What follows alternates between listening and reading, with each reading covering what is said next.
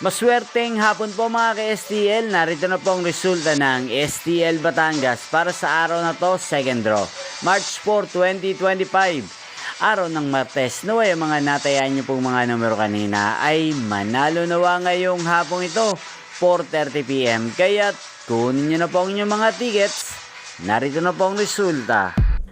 Ang mga numerong nanalo sa STL Batangas ngayong hapong ito, March 4, 2025, 4:30 PM, second draw result, 3 at 29 in exact order. Sa lahat po ng tumaya kanina sa STL Batangas para sa second draw ng 3 at 29, congrats po sa inyo, panalo po kayo.